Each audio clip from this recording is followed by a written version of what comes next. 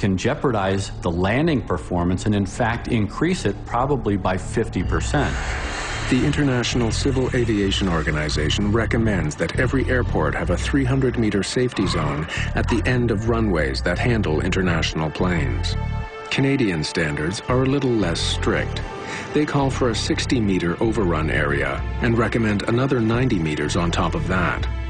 Runway 24L meets the low end of those recommendations. There was another runway overrun accident to the runway in Toronto, which was very closely aligned with the runway that is there at the moment, in 1978, when a DC-9, an Air Canada DC-9, rejected a takeoff and ran into the ravine.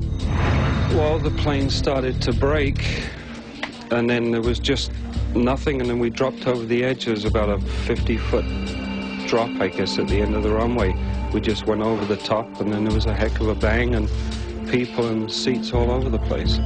2 people died in the 1978 accident. A coroner's inquest after the crash recommended that the gully be filled in, but it never was. It's a steep ravine. It has about a 50-foot drop-off, and when you take a large, complicated and fragile piece of machinery, like a commercial aircraft, and you drop it 50 feet, then it tends to break. There is a possible solution to runway overruns, but it's not being used in Toronto or many other international airports. It's called EMAS, or Engineered Material Arresting Systems.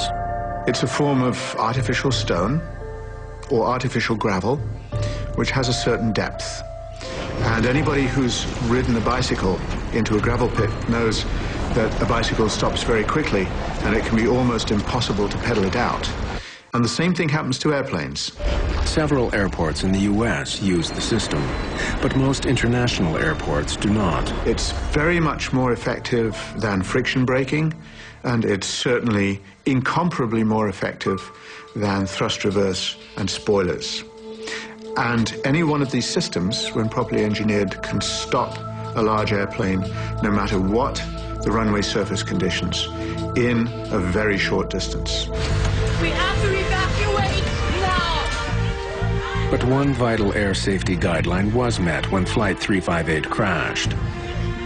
In spite of the smoke and the spreading fire, the crew of the crippled plane made sure that all the passengers escaped in just 90 seconds. It's just a miracle that all of those people were able to evacuate the airplane as quickly as they did before the airplane was consumed. The Air France flight was particularly noteworthy in that everybody got out, essentially unscathed. I know there were some injuries, but everyone got out. So I think it was noteworthy, and it was very good evacuation from that perspective. Captain Alain Rosé may never fly for Air France again. His injuries required extensive physical therapy after the crash. At the time, he was less than 3 years from retirement. Every morning, Captain Rosé relives the experience, coming face to face with the flames, the noise, the crash. And it made him sad to end his career on that note, having destroyed his plane. That's the worst possible fate for a pilot, the worst outcome. The co-pilot, Frédéric No, was suspended for 3 months after the accident. But by early 2006, he was back on duty with Air France. There are reports that after he helped Captain Rosé out of the cockpit, he was the last person off the plane.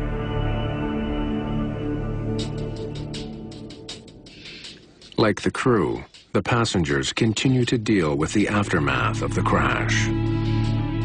Well, I went through nightmares almost every single night, flashbacks during the day. I couldn't sleep, I couldn't eat. I questioned myself, why am I here? It's frightening, to be in such a state. And it has taught me to be strong. We really need to take seriously those safety commands and evacuation information, because you never know. It's a perfect flight. There's not any indications that anything can go wrong. And it's right at the very last second that everything happens. So thank goodness I'm here to be able to talk about it now. Open the door! Open the There's a lot of negative in the accident, and there's a lot of positive. The negative is, oh my God, you know, I'm gonna die. Oh my God, it's horrible. Oh, I have these nightmares, and you know, yes, I'm traumatized, and oh, my kids are traumatized. However, you have the positives, and the positives are, gee, I'm alive, you know? I have been given a second chance. And all of us, my wife and my children and myself, we experience the same positive effects of the crash, which is we have to give back. It's almost therapeutic for us, you know. The more you do for others, the better you're gonna feel. So for me, I figured, you know, if I can extend my heart out to others, maybe it's gonna help me as well.